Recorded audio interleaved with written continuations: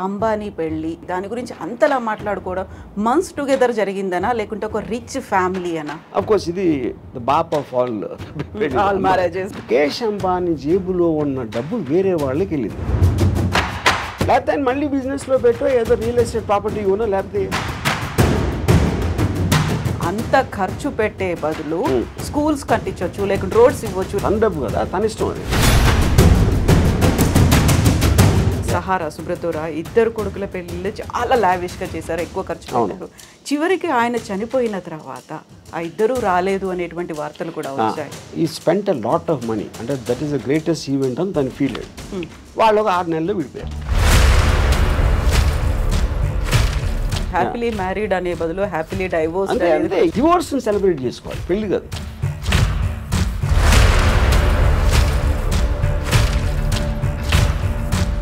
పెళ్లికి ఎవరైనా గెస్ట్లు వస్తే వాళ్ళకి గిఫ్ట్లు ఇవ్వడమో లేకుంటే రిటర్న్ గిఫ్ట్స్ ఉంటాయి. ఇందులో మాత్రం పేమెంట్ మోడ్ అనేది కనిపించింది అనేది. నాగ చైతన్య శోభిత మ్యారేజ్కి సంబంధించి కూడా ఎన్ని స్పెక్యులేషన్స్, అంటే వీళ్ళిద్దరి వల్లే సమంత కూడా విడాకులు తీసుకొని పోయింది, తను దూరం అవడానికి కూడా శోభితనే కారణం, ముందు నుంచి కూడా వీళ్ళకి రిలేషన్స్ ఉన్నాయి అనేది. బోర్ కొట్టే మనిషి ఇష్యూ అనేది కేవలం ముగ్గురికి సంబంధించింది. నాగార్జున గారు మీకు చాలా క్లోజ్, పెళ్ళికి పిలిచారనుకోండి వెళ్తారా? పెళ్ళిళ్ళకి చావులకి ఎప్పుడు నేను స్ట్రాంగ్ స్టేట్మెంట్ కదా.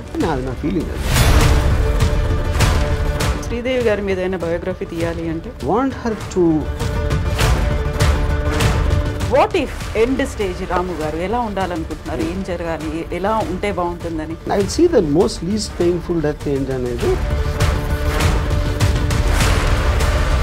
మీరే చచ్చిపోతాను అంటే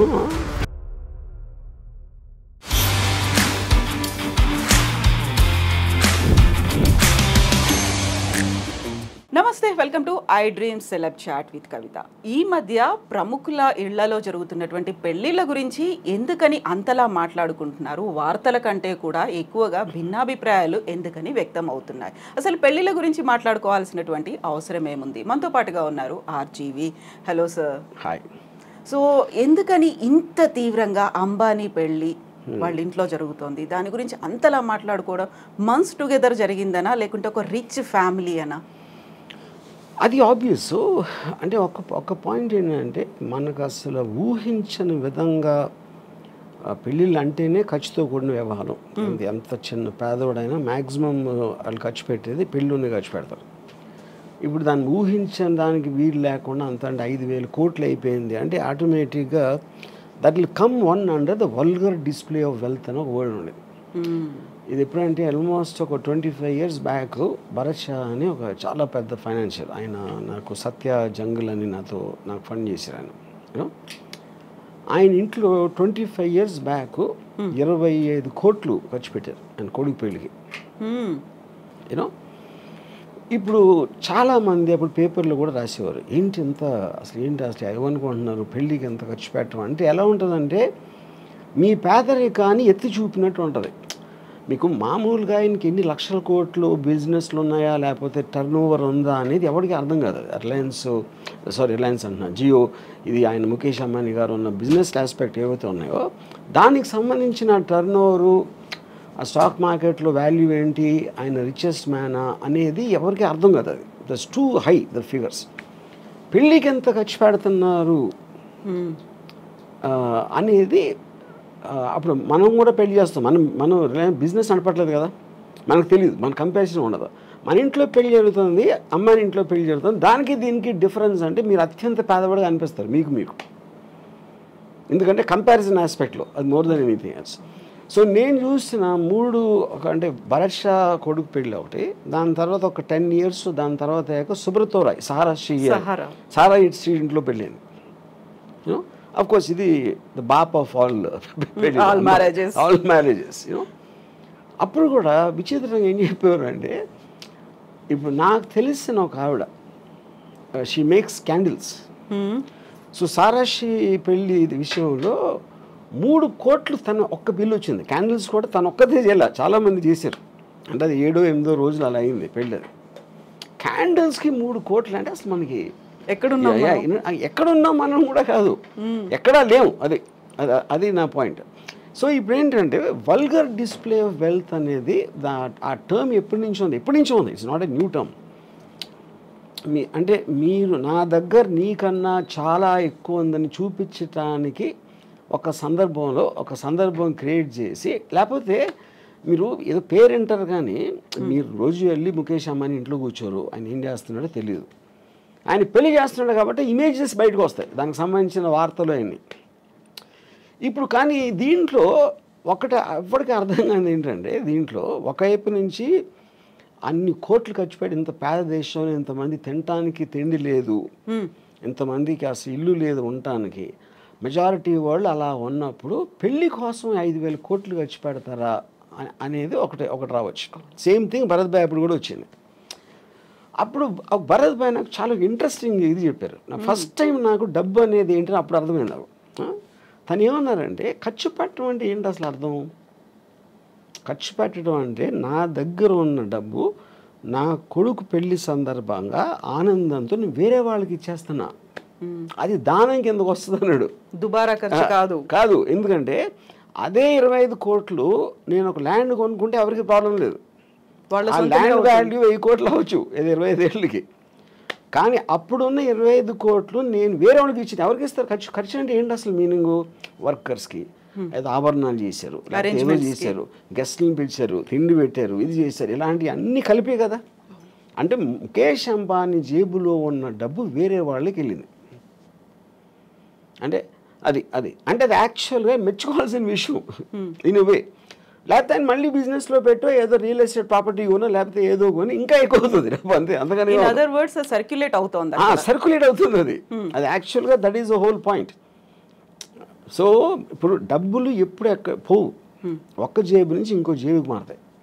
ఒక చిన్న ఎగ్జాంపుల్, చాలామంది చిన్న ప్రొడ్యూసర్లు వచ్చి లేకపోతే ప్రొడ్యూసర్ ఎంత డబ్బులు పోగొట్టుకుంటారు అనుకుంటారు. ఎంత పోగొట్టుకుంటారంటే గాల్లో వెళ్ళిపోలేదు కదా, ఏం కాలిపోలేదు, వేరే జేబులోకి వెళ్ళి అతని దగ్గర ఉన్నాయి. అతను ఏదో ఒక విజన్తో వచ్చాడు, ఆ విజన్ కోసం పని చేయడానికి ఎంతో 100 మందికో 200 మందికో డబ్బులు ఇచ్చాడు అందరికీ. వాళ్ళందరూ పని చేశారు, ఆ విజన్ ఫెయిల్ అయింది ఒకడే, అది మిగతా వాళ్ళ దగ్గరికి వెళ్ళింది. That is what is called redistribution of wealth వస్తుంది అది concept. So coming back to the marriage, ఇది ఇప్పుడు మీరు ఒక స్పెక్టికల్ క్రియేట్ చేశారు. పెళ్ళి అంటే ఇదిరా అసలు ఏషియాలో ఇప్పుడు maybe I don't know the world, అంటే ఈ షేక్లీలో చేస్తుంటారు నాకు తెలీదు. But this must be the most expensive marriage apart from ఈ కింగ్స్ క్వీన్స్ అలాంటి దగ్గర ఉందేమో నాకు తెలియదు. మోడర్న్ హిస్టరీలో this must be the most expensive. కానీ మోస్ట్ ఎక్స్పెన్సివ్ అన్నది నేను ఇందాక ఎగ్జాంపుల్ ఇచ్చినట్టు 5,000 కోట్లు ఆయన దానం ఇచ్చాడు, అది ఆయన చేసింది. అయితే మీరు దీన్ని ఈ రకంగా దానం అన్నప్పుడు కూడా అంత ఖర్చు పెట్టే బదులు స్కూల్స్ కట్టించవచ్చు, లేకుంటే రోడ్స్ ఇవ్వచ్చు, లేకుంటే విలేజ్ డెవలప్మెంట్ అదే నా point. Every one has their own way of doing that, you know. వాళ్ళ దాంట్లో ఇప్పుడు దానం అనేది ఒకే రకంగా చేయాలని లేదు కదా. మనం అనుకునే స్కూల్ కట్టించారా, టెంపుల్ కట్టించారా, లేకపోతే ఎవరో వికలాంగులకి ఏదైనా ఇచ్చారా అనేది అవి కూడా అది అంటే. కానీ తన ఉద్దేశం, నా పాయింట్ తన డబ్బు వేరే దగ్గరికి వెళ్ళింది అనేది పాయింట్. కానీ ఏ విధంగా వెళ్ళింది అనేది ఎవరు చెప్పగలుగుతారు? ఏ విధంగా వెళ్ళాలి అని మీరు నిర్ధారించలేరు కదా. తన డబ్బు కదా, తన ఇష్టం అది. ఇప్పుడు మీరు చెప్పిన ఒక ఎగ్జాంపుల్లో సహారా, సుబ్రతోరా ఇద్దరు కొడుకుల పెళ్ళిళ్ళు చాలా లావిష్గా చేశారు, ఎక్కువ ఖర్చు పెట్టారు. చివరికి ఆయన చనిపోయిన తర్వాత ఆ ఇద్దరు రాలేదు అనేటువంటి వార్తలు కూడా వచ్చాయి. ఇది ఇప్పుడు ఇక్కడ ఈ ఆస్పెక్ట్లో ఒకటి చెప్తాను నేను. పెళ్ళి అనేది ఒక ఈవెంట్, ఒక ఫెస్టివల్ లాంటిది. దట్ చాలాసార్లు మీరు 3 రోజులు పెళ్ళిళ్ళు చేసుకుని సంగీతం ఇది అది అని మేము మామూలు వాళ్ళు చెప్తున్నాం.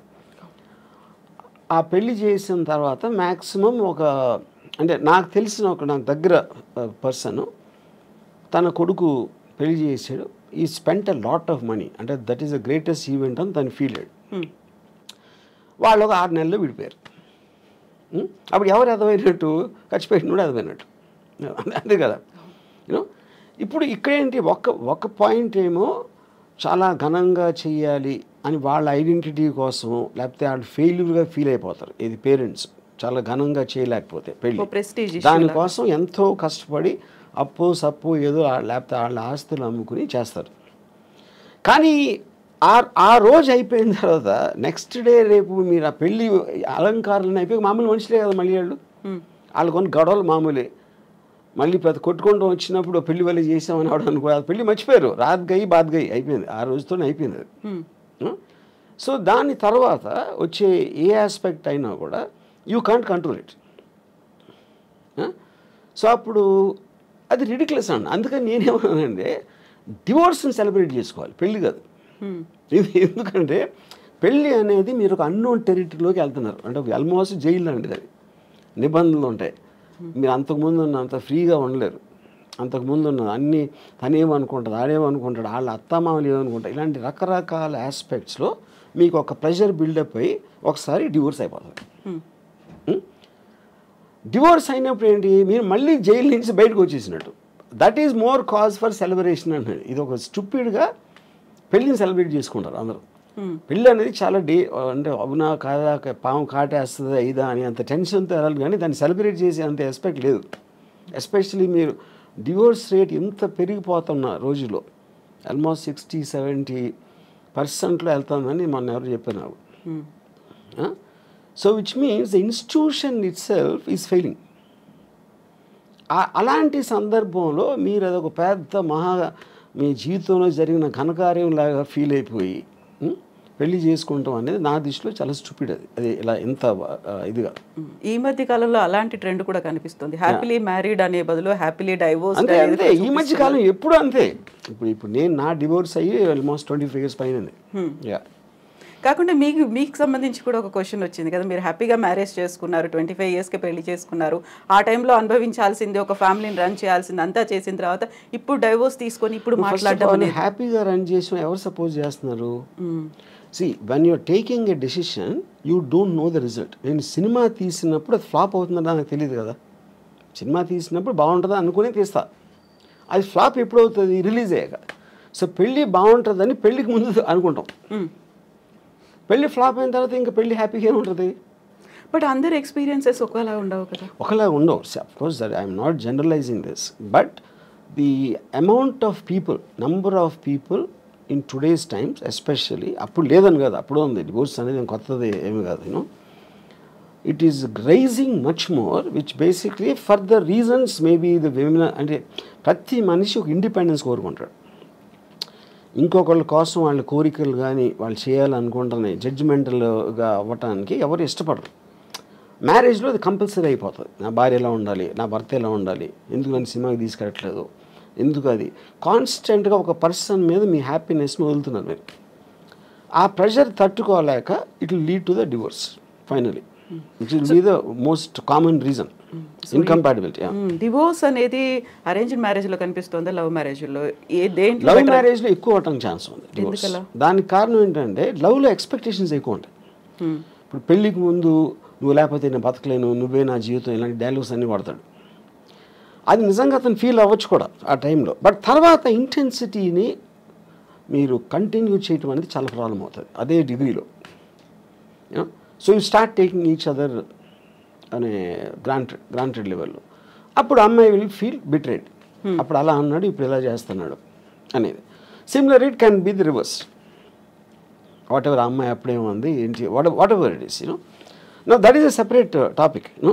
So ఆ టర్మ్స్లో మ్యారేజ్ అనేది బ్రేక్ అవ్వటానికి ఎక్కువ ఛాన్సెస్ ఉందని మనకు అర్థమైనప్పుడు, more than majority of the కేసెస్లో, అప్పుడు పెళ్ళి అనే ఇన్స్టిట్యూషన్ ఇంత పెద్ద సీన్ చేయటం అనేది నాకు, యూనో, నా ఆనెస్ట్ ఫీలింగ్ ఏంటంటే, ఇప్పుడు అంటే Ambani is an exceptionally rich person, and దాన్ని మనం we cannot do it as a bench mark for otherwise marriages.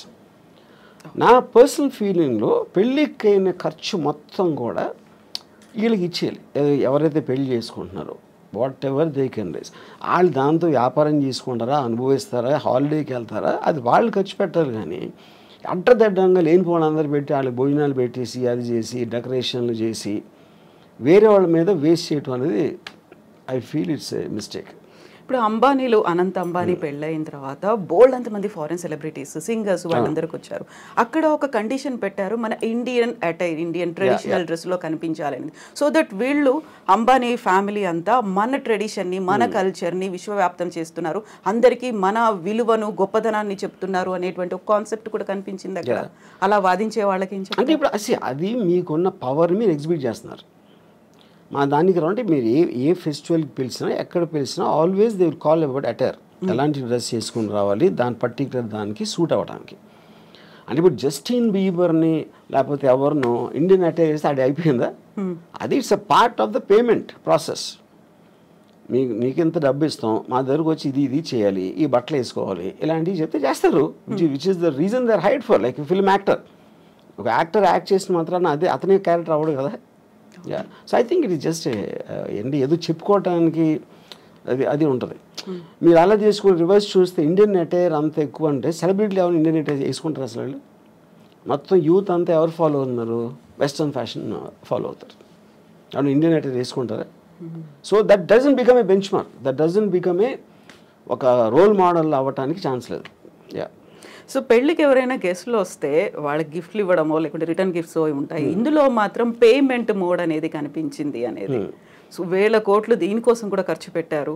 ఊరికే రాలేదా గెస్ట్లు అందరూ అంటే నాకు అర్థం కదా, ఎలాబరేట్ చేయండి. సో ఇప్పుడు మీరు అన్న జస్టిన్ బీబర్ కావచ్చు, లేకుంటే బాలీవుడ్ సెలబ్రిటీస్ కావచ్చు, ఎవరికైనా కానీ వీళ్ళే డబ్బులు ఇచ్చారు. అంటే that is a very usual thing. అది నాట్ అబౌట్ అంబానీస్ మ్యారేజ్.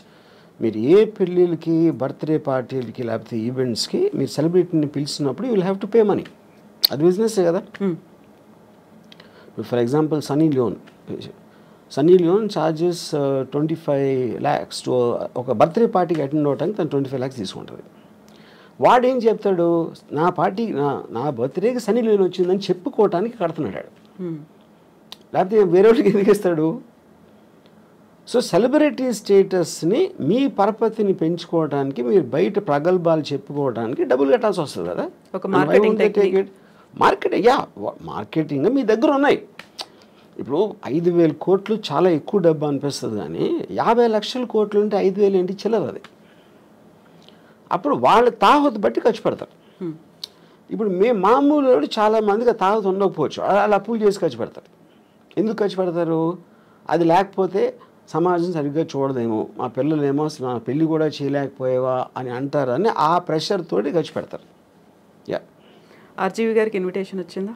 అమ్మాని దానిక రాలేదు. నేను అసలు నాకు ఏ పెళ్ళికి నాకు ఇన్విటేషన్ రాదు, ఎందుకంటే నేను అసలు పెళ్ళికి వెళ్ళాలని అందరికీ తెలుసు.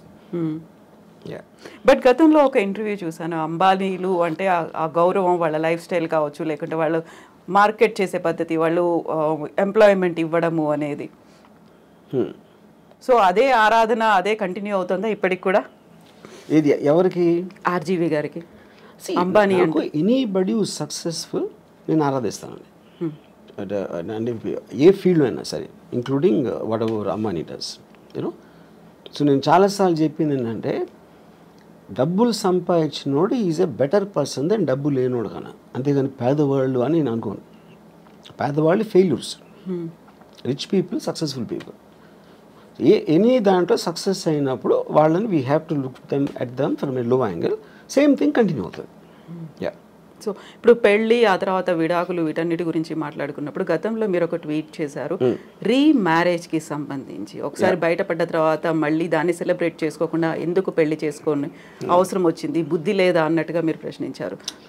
I don't know the exact tweet, నేనేం పెట్టాను, నా కాంటెక్స్ట్ నాకు తెలియదు. కానీ ద పాయింట్ ఈస్, మీరు ఒకసారి తప్పు చేసి మళ్ళీ చేస్తారనుకుంటే మీ కర్మ అన్నట్టు ఏదో పెట్టుంటుంది. I'm not sure. కానీ ఇంకోటి ఏంటంటే, ఆబ్వియస్లీ మీకు సెకండ్ మ్యారేజ్ అంటే పర్సన్ మారుతారు కదా. పర్సన్ మారినప్పుడు ఈసారి బాగానే ఉంటుందేమో అని మళ్ళీ చేసుకుంటారు, మళ్ళీ ఏదో అవుతుంది.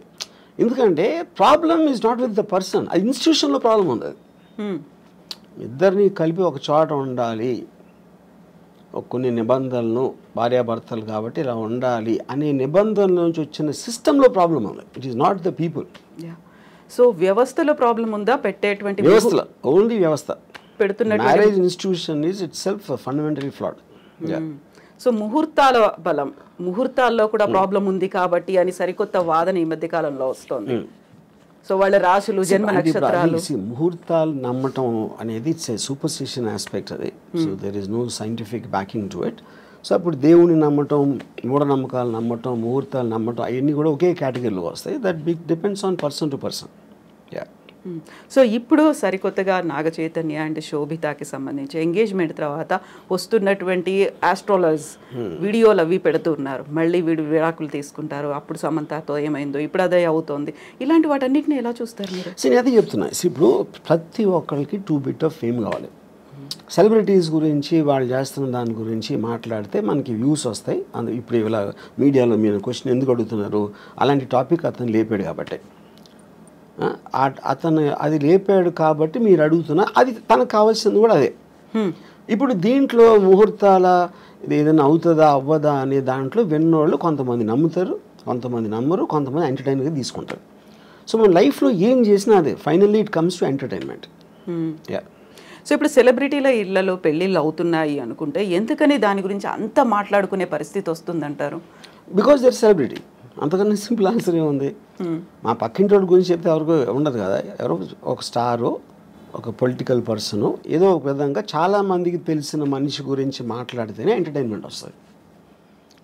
వేరే వాళ్ళతో రాదని కాదు, అది లిమిటెడ్ సర్కిల్లో ఉంటుంది. అది వైడర్ సర్కిల్ కావాలంటే you always have to target A celebrity. So పెళ్లి వ్యవస్థకు సంబంధించి అవుతున్నటువంటి లోపం, ఎక్కడ లోపం ఉంది అంటే వ్యవస్థలోనే లోపం ఉంది. ఎలా ఉండాలంటారు? అదే చెప్తున్నాను. వ్యవస్థలో ఉందంటే మనకున్న ఇండిపెండెన్సు, మనకున్న మైండ్ సెట్లో ఇద్దరిని కలిపి ఒక చోట ఉంచటం, అది పెళ్ళి అనే పేరుతోటి వాళ్ళని బంధించడం అనేది that is where the problem comes. ఇప్పుడు ఒక ప్రాబ్లం ఏమొస్తుంది, ఇప్పుడు హస్బెండ్ ఉన్నాడు అనుకోండి, హీ నోస్ హిజ్ రిలేటివ్స్, ఆ పేరెంట్స్ అవ్వచ్చు, తన సిస్టరు, ఇంట్లో చేసే పని వాళ్ళు ఉంటారు, అందరూ కూడా ఇప్పటి నుంచో తెలుసు. కొత్తగా వచ్చిన అమ్మాయికి వాళ్ళు తెలియదు. అప్పుడు వీడికి వాళ్ళ మీద ఉన్న అభిప్రాయాలు సేమ్ అభిప్రాయాలు అమ్మాయికి రాకపోవచ్చు, which is one of the big reasons why the daughter in law versus the family ఎందుకు ఉంటుంది అంటే అదొక point. And it is naturally understandable. అది నేను గబుక్కుని మిమ్మల్ని కలిస్తే మీ మీద నాకున్న అభిప్రాయానికి, మిమ్మల్ని మీ గురించి ఎప్పటి నుంచో తెలిసిన వాళ్ళకి అభిప్రాయానికి ఎలా సింక్ కుదురుతుంది? అప్పుడు ఎక్స్పెక్ట్ చేయటం తప్పది. సో ఇది ఒక ఎగ్జాంపుల్ చెప్తాను. రెండో ఎగ్జాంపుల్, ఇప్పుడు నాకు తెలిసిన ఒక అమ్మాయి, she wanted to get divorce. ఏంటి ప్రాబ్లం అంటే, I find him very boring, which is a good enough reason. Bore కొట్టే మనిషి, మీరు మామూలుగా నేను బోర్ కొడితే మీరు వెళ్ళిపోతారు, కాసేపు హలో మాట్లాడి వెళ్ళిపోతారు, నేను వెళ్ళిపోతాను. మరి కలిసే ఉండాలి అంటే బోర్ కొట్టించి కొడితే ఎలా సాధ్యం? అది she might find something else more interesting, someone else more interesting.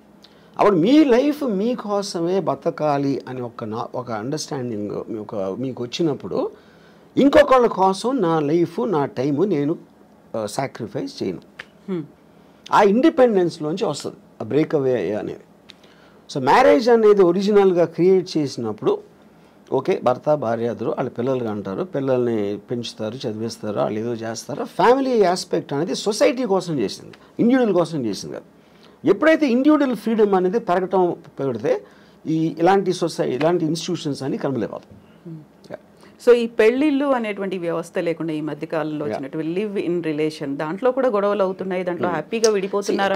Correct. ఇప్పుడు పెళ్ళి అనేది వేరే వాళ్ళకి చెప్పడానికి, లివ్ ఇన్ రిలేషన్షిప్ అనేది వాళ్ళిద్దరికి ఉన్న పర్సనల్ ఆస్పెక్ట్. అది దట్స్ ఓన్లీ డిఫరెన్స్. యూనో, ఇక దాంట్లో లీగల్గా ఎన్ని ఇయర్స్ ఉంటే అది వ్యాలిడ్ ఉంటుంది, ఇది అది అని కొట్టుకుంటాం అనేది ఎలా జరుగుతుంది? మీరు అసలు ఇద్దరు ఒక చోట ఉంటే కొట్టుకోకుండా ఉండలేరు. అంటే ప్రెషర్ ఆఫ్ అది ఏమంటుంది, expectation more than anything else. Yeah. So ఇలాంటి ఇష్యూస్ రాకుండా ఉండాలంటే understanding is the better way అంటారు. అడ్జస్ట్మెంట్, అండర్స్టాండింగ్ అనేది. అండర్స్టాండింగ్ అనేది ఈజీ చెప్పటం. I do not believe it's అండర్స్టాండింగ్గా ఉండాలండి. ఇప్పుడు ఫర్ ఎగ్జాంపుల్, ఎవరో కౌన్సిలరు, ఒక సైకాలజిస్ట్ భార్యాభర్తలు అన్యోన్యంగా ఉండాలి అని అన్నట్టు ఏదో అన్నారు, నేను యూట్యూబ్లో చూశాను. అండ్ ఫస్ట్ ఆఫ్ ఆల్, భార్య అనేది ఇట్స్ లేబుల్. అది రియాలిటీలో ఏంటి, భార్య అనేది స్పెసిఫిక్ పర్సన్. నా భార్య, తన భార్య, ముగ్గురిని భార్యలు అంటే అందరూ ఒకటేనా? కాదు కదా. The people are different. వాళ్ళ బిహేవియరు, యాటిట్యూడు వాళ్ళకున్న ఇండివిజువల్ ఇష్యూస్ ఇలాంటివన్నీ కేసు టు కేసు చూడాలి, కానీ అందరినీ కలిపి లేబుల్ వేసి భార్యాభర్తలు అన్యోన్యంగా ఉండాలంటే జనరలైజ్ చేయడం అనేది మీనింగ్ లేదు. మీ భార్యని బాగా చూసుకో అంటే మీరు చెప్పారనుకోండి, ఇప్పుడు నా భార్య మీ భార్య కాదు, అప్పుడు మీరు ఎలా ఇస్తారు ఆ సలహా? అది ఏమి తెలియకుండా ఇష్యూ అది, you know. So I feel the whole concept of when the entire society in advancement is going towards individual freedom. నా ఇష్టం వచ్చినట్టు నేను బతుకుతాను, నాకు హ్యాపీనెస్ వచ్చింది నేను చేస్తాను అనుకున్న ఎవ్వరూ కూడా they can't be in the relationship unless one person completely compromises. One person completely succumb అయిపోతే ఏదో అట్లీస్ట్ ఓకే అది. సో మనకున్నటువంటి ఒక పర్సన్ కంప్లీట్గా సకంబ్ అవ్వటానికి ఎందుకు సకంబ్ అవ్వాలి నేను వేరే వాళ్ళకి అన్నది కదా. మీ ఫ్రీడమ్ మీకు ఉంది, మీ ఇండిపెండెన్స్ మీకు ఉంది. పాత రోజుల్లో ఏంటి ఫైనాన్షియల్ ఇండిపెండెన్స్ అమ్మాయిలకి లేనప్పుడు ఇంకా చేసేది లేక దే జస్ట్ అంటే ఒక స్లేవ్స్ లాగా ఉండేవారు. నేను ఇప్పుడు రిబెల్ అయినా కూడా నాకు వేరే గతి లేదు అనుకున్నప్పుడు they will bear with whatever is there for them. Yeah. So అలాంటి పరిస్థితుల్లో అడ్జస్ట్ అయిపోయి ఇంకా బయటకు వచ్చిన నేను బతకలేను, సమాజం నన్నే అంటుంది అనేటువంటి ఒక ఒపీనియన్ కూడా ఉంది ఆ టైంలో. బట్ ఇప్పుడు మనం ఉన్నటువంటి సమాజం కావచ్చు, మన వ్యవస్థలో ఒంటరిగా ఉంటే భవిష్యత్తు ఏంటి, ఆ తర్వాత నెక్స్ట్ ఎవరు చూస్తారు? ఒక ఫ్యామిలీ అయితే పిల్లలు చూస్తారు, లేకుంటే రిలేటివ్స్ చూస్తారు, భార్య చూస్తుంది, భర్త చూస్తాడు, ఇలాంటి బోల్డని కాన్సెప్ట్స్ పెట్టుకొని అడ్జస్ట్ అవుతున్న వాళ్ళు ఉన్నారు. మన ఫ్యామిలీల కన్నా పనులు బాగా చూస్తారు, నర్సులు బాగా, ఎందుకంటే జీతం తీసుకుని వాళ్ళు పని ఏమేం కావాలని చేస్తారు. పిల్లలు బాగా చూసుకుంటారా అనేది మనకి ఎప్పుడు Badipantulu cinema black and white డేస్లో వచ్చింది, అక్కడి నుంచి కూడా లేదు, అది ఎవరు నమ్మరు. ఫస్ట్ భార్య బాగా చూసుకోవడం అనేది ఆబ్లిగేషన్ క్రియేట్ అవుతుంది. నేనే అన్నీ చూసుకుంటున్నాను, మీకు ఇన్నాళ్ళకైనా నా వాల్యూ తెలిసిందా అని నష్టపెట్టి చంపేస్తాడు. అప్పుడు ఆ గిల్ట్ ఫీలింగ్ చచ్చిపోతాడు. అసలు అతనికి వచ్చిన వేరే జాబ్ అయితే ఇలాంటి ఆస్పెక్ట్లో. I'm just taking it a little jocular, but నా పాయింట్ ఏంటంటే నేను ముసలోడిని అయినప్పుడు నాకు చూసుకోవటానికి ఎవరో ఒకళ్ళు ఉంటారా అనే రీజన్ తోటి భూమి మీద ఎవడో పెళ్లి చేసుకోడు. ఆ రీజన్ తోటి ఏదో ఎప్పుడో 20, 30, 40 సంవత్సరాల తర్వాత వచ్చే ప్రాబ్లమ్ని దృష్టిలో పెట్టుకొని. ఇప్పుడు ఫ్యామిలీ అంటే ఫ్యామిలీలోనే చాలాసార్లు గొడవలు అవుతాయి, బ్రదర్స్ మధ్యన ఉంటాయి. మనం చెప్పుకొని అనిల్ అంబానీ ధీరుభాయ్ అంబానీ కొట్టుకుని చచ్చిపోయాడు. అప్పుడు ఇంక ఫ్యామిలీ ఏంటి మీనింగు? ఫ్యామిలీలోనే అసలు మీకు మ్యాక్సిమం ప్రాబ్లమ్స్ ఉండేది ఫ్యామిలీ వల్ల, బయట ఉన్న వల్ల ఉండదు. ఫ్యామిలీ వల్ల ఎందుకు ఉంటుందంటే మీకు బాగా తెలుసు అక్కడి నుంచి బిట్రేలు వస్తే మీరు తట్టుకోలేరు, దాని నుంచి ఈ పక్కన మా మదర్ వీళ్ళందరూ సర్ది చెప్పడానికి మొత్తం అన్నీ జరుగుతాయి. అందరు ఫ్యామిలీస్ ఉంటాయి కదా. ఫ్యామిలీ డిస్ప్యూట్స్ ఫ్యామిలీ కోర్ట్స్లో ఉన్నంత రష్ ఎక్కడ ఉండదు. యా. సో ఫ్యామిలీ మీ ప్రాబ్లమ్స్ క్రియేట్ చేస్తుంది అనుకుంటాం కన్నా బుద్ధి తక్కువ పని ఉండదు. అప్పుడు ఏంటి మీకు మిగిలింది? మీ ప్రాబ్లమ్స్ మీరు చూసుకోండి. అది. అయితే ఇక్కడ మనస్తత్వాల వల్ల అభిప్రాయ భేదాలు వస్తున్నాయా, లేకుంటే దేని వల్ల వస్తున్నాయి? అడ్జస్ట్మెంట్ అనేది లేకపోవడం వల్ల? ఇక్కడ పాయింట్ ఏంటంటే మనిషికి ఉన్న ఒక ఈగోలో ఎప్పుడు తనే రైట్ అనుకుంటాడు. తనే రైట్ అని బతకపోతే తనకు పర్సనాలిటీ ఉండదు. అప్పుడు భార్య చేసే దాంట్లో తప్పులు పడటం, అదే భార్యకి భర్త చేసే దాంట్లో తప్పులు, అదేంటి అలా చేశారు, అదేంటి ఇది అంటే కాన్స్టెంట్గా మీరు చేస్తున్న దానికి క్వశ్చన్ చేస్తున్నారు, ఒక ప్రెజర్ పెడుతున్నారు, లేకపోతే తిడుతున్నారు. ఇలాంటివి చేస్తున్నప్పుడు ఆటోమేటిక్గా you want to break away from that kind of any kind of A force. A human being wants to break away from force.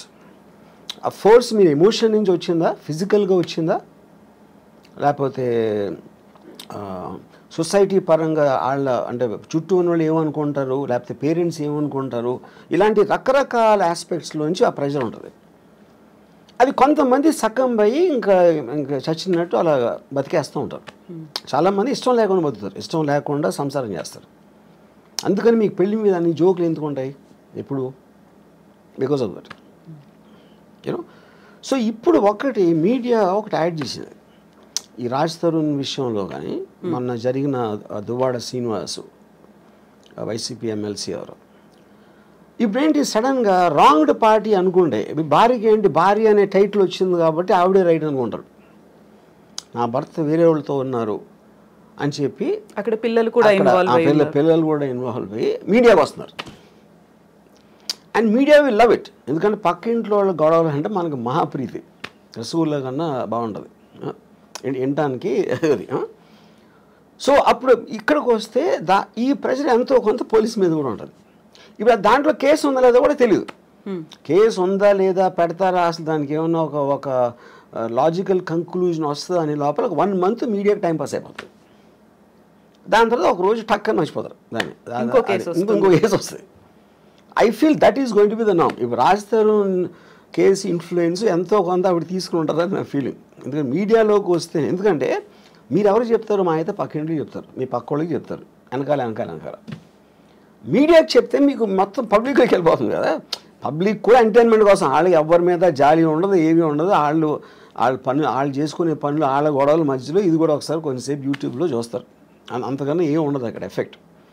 సైకలాజికల్గా వాళ్ళకి మాత్రం ఏదో రాష్ట్రం అంతా తెలిసిపోయింది, అందరూ మన గురించి మాట్లాడుకుంటున్నారు, నాకు వీళ్ళు సపోర్ట్ చేస్తున్నారు, వాళ్ళు సపోర్ట్ చేస్తున్నారని. అదొక కామెడీ డ్రామా బేసిక్గా ఫైనల్గా. సో అక్కడ సింపతియా, జాలియా, లేకుంటే మీరు అన్నట్టుగా కామెడీ డ్రామా, ఇవన్నీ కాకుండా ఉండేటువంటి కొన్ని ఎమోషన్స్ అనేవి ఉంటాయి, ఒక రెస్పాన్సిబిలిటీ అనేది ఉంటుంది. హస్బెండ్ మనకి తెలియటానికి ఛాన్స్ లేదంటున్నా. Everybody has emotions. ఎవరికి ఉండవు ఎమోషన్స్? ఇప్పుడు ఆవిడేమో నేను కారు గుద్దేసి నేను చచ్చిపోతానని ఆవిడ అంటారు, ఇవేమో మెట్ల మీద కూర్చుని ఏడ్ చేసి కూతుర్ని పట్టుకుని ఆయనేమో వాళ్ళకి ఎంత చేశాను అంటాడు. ఇప్పుడు వీళ్ళు ముగ్గురులో ఎవరు కరెక్ట్ అని ఎలా చెప్తారు మీరు? అప్పుడేంటి మీ సోషల్, పెళ్ళి అయింది కాబట్టి భార్య, పెళ్ళి కాలేదు కాబట్టి ఏదో వాట్ ఎవర్ దట్ ఉమెన్, మీరు ఈ లేబుల్స్ పెట్టేసి దాన్ని బట్టి జడ్జ్ చేస్తున్నారు మీరు. How is it right? ఇప్పుడు ఎమోషనల్గా ఒక పాయింట్ వాళ్ళు ఎందుకో కనెక్ట్ అయ్యారు. అప్పుడేంటి పెళ్ళి చేసుకున్నాక ఇంకొక అమ్మాయితో ఉండకూడదు అనేది మారల్ ఇష్యూవా, లీగల్ ఇష్యూవా, సోషల్ ఇష్యూ, ఏం ఇష్యూ అది? అది పర్సనల్ ఇష్యూ యాక్చువల్గా. యూనో పర్సనల్ ఇష్యూలో మరి సొసైటీ వెళ్ళి ఏలు పెడితే అంటే దానికి మీనింగ్ ఏముంది ఇంకప్పుడు? ఇప్పుడు ఆవిడ ఏడుస్తున్నారు, ఇంట్లోపల ఏం చేస్తున్నా మనకేం తెలుసు? ఇప్పుడు లావణ్య గారు ఉన్నారు, మీరు 5 చూస్తే 5 డిఫరెంట్ పర్సనాలిటీస్ ఉంటాయి. ఏ పర్సనాలిటీ నిజమైన లావణ్య ఎట్ట తెలుస్తుంది మీకు? యూనో రాజధాని ఒకటికి తెలుస్తుంది, రాజధాని ఏంటో ఆ అమ్మాయి ఒకటి. వాళ్ళిద్దరికి తప్పిస్తే బయట ఏమన్నా ఎవ్వరికీ తెలియడానికి ఆస్కారం లేదు. మీరు ఒక ఇంట్లో ఉమ్మడి కుటుంబంలో కూడా బెడ్రూమ్లో భర్తకి భార్యకి ఏం జరుగుతుందని మిగతా ఫ్యామిలీకి తెలియడానికి కూడా ఆస్కారం లేదు. అదంత పర్సనల్ ఇష్యూ అది. సో ఇప్పుడు సరికొత్తగా అడల్టరీ సుప్రీంకోర్టు తీర్పునిచ్చింది, ఇలాంటివన్నీ కూడా యూజ్ చేసుకుని లివింగ్ ఇన్ రిలేషన్, వీటన్నిటి గురించి మాట్లాడి వాదించుకోవడం అనేది కూడా బాగా పెరిగింది కదా. వీటన్నిటిని ఎలా చూస్తారు మరి మీరు? That's what I'm saying. Legal aspect అనేది ఒక పాయింట్ ఏది కరెక్ట్. ఇప్పుడు ఒక వీకర్ సెక్షన్ని మీరు ఎక్స్ప్లాయిట్ చేస్తున్నారు, అది విమెనా లేకపోతే ఎస్సీ ఎస్టీయా whatever. Most of the time courts ఆ రూల్స్ ఫ్రేమ్ చేసి they want to support somebody to strengthen a possibly weak person. ఇప్పుడు కారు వచ్చి స్కూటర్ని గుద్దితే స్కూటర్ ఒకటిది ఎక్కువ తప్పు ఉన్నదానికి వాళ్ళు ఆస్కారం ఎక్కువ ఇస్తారు. సారీ కారు, ఎందుకంటే బలవంత ఇది కాబట్టి. డబ్బు ఉన్నోడు పేదవాడిని కొడితే అడికి అప్పుడు పేదవాడు డబ్బు ఉన్నోడిని కొట్టాడంటే నమ్మటానికి కొంచెం ఈజీ కాదు. ఎందుకంటే పేదవాడు ఎందుకు కొడతాడు అన్న ఫీలింగ్ ఇల్లు వస్తుంది, బలం వాళ్ళ దగ్గర. కరెక్ట్. అప్పుడేంటి, ఒక అమ్మాయి వెళ్ళి కంప్లైంట్ ఇస్తే నన్ను ఇలా మాలేజ్ చేశారు అని, అది definitely they will believe that more. వల్నరబుల్గా ఉన్నారు, vulnerable weaker section, women are the weaker sex అనేది ఒక జనరల్ ఆస్పెక్ట్ ఉంది కాబట్టి దాంట్లో కొంతమంది విమెన్ మిస్యూజ్ చేయొచ్చు. సుప్రీంకోర్టు కూడా చెప్పింది, we are aware that this will be misuse by some people, but in the absence of anything better ఏర్పడింది. సో అది it will be a very complicated issue. ఎందుకంటే ఇప్పుడు లేటెస్ట్గా వచ్చిన బిఎన్ఎస్ లాస్లో మొత్తం డిజిటల్ ఎవిడెన్స్ ఇది అది అన్నీ చెప్పినప్పుడు, ఇప్పుడు ఒకడు అంటాడు ఒక అమ్మాయిని నేను పెళ్లి చేసుకోవాలి, ఆ రోజు నిజంగా ఫీల్ అయి ఉండొచ్చు. ఎమోషన్ అనేది it is never a permanent thing. మీకు అప్పుడు ఉన్న మెంటల్ స్టేట్లో ఒక ఫీలింగ్ వస్తుంది, అది వాడికి 2 days అయిపోవచ్చు అది. ఇప్పుడు మీరు అప్పుడు అలా అన్నావు కదా, అన్నందుకే నేను ఆ రోజు నేను ఫిజికల్గా ఇంటిమేట్ అయ్యాను, అది అప్పుడు మోసం చేసినందుకు వస్తుంది అని అంటే అప్పుడు దానికి ఇంక అంతా ఎక్కడ ఉంటుంది? మీరు ఒక బిజినెస్ డీల్ చేశారు, మీకు ఇన్వెస్ట్ చేస్తాను అని చెప్పాడు ఒకడు నాకు. ఆడి తర్వాత 3 రోజులు 4 రోజులు అయ్యాక హీ డింట్. ఆ రోజు చెప్పినందుకే నేను ఎలా అయ్యాను, ఇప్పుడు నేను మానసిక స్థాపం చేస్తే నేను వెళ్ళి చచ్చిపోతానంటే అది ఇంకా అసలు అవుతుందా ఇంకా ఎనీథింగ్? సో మీరు ఒక విధంగా చూస్తే మీరు అసలు రిలేషన్షిప్స్లోకి వెళ్ళటానికి భయపడే అంత ఇది వచ్చేసింది ఒక విధంగా చూస్తే, ఏది ఈ లాస్ ఇలాంటివి అని. At the same time it is also true that women will be exploited. ఎందుకు? By men.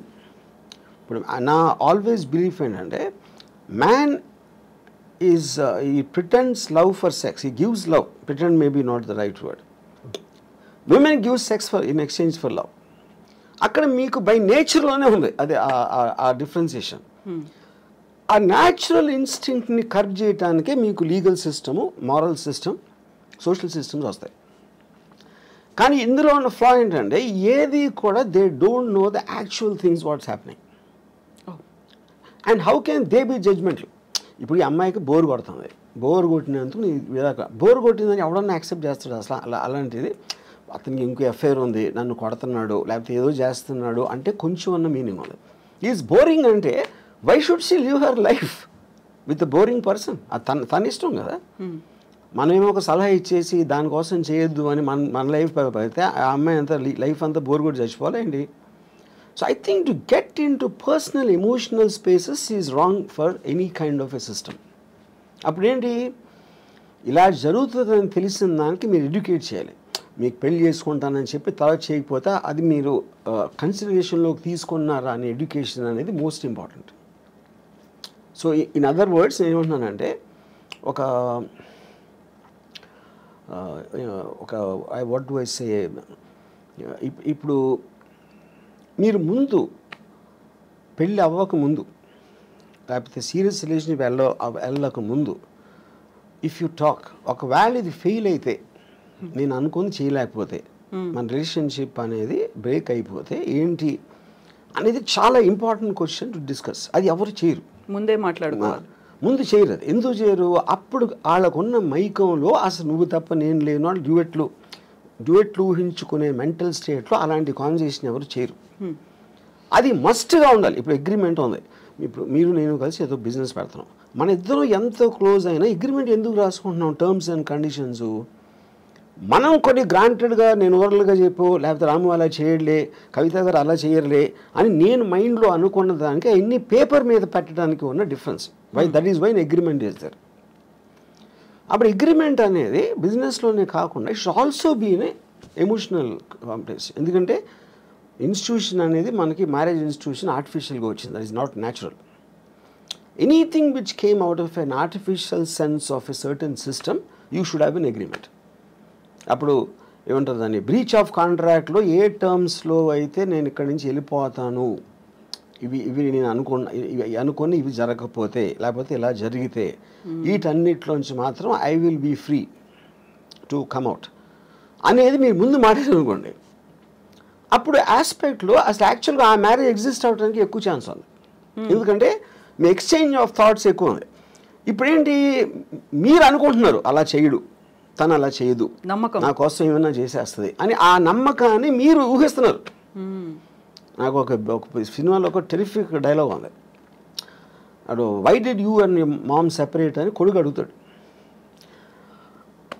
అంటే అంటాడు, we just drew pictures of each other in our minds and we got to know the reality only after the marriage అంటాడు.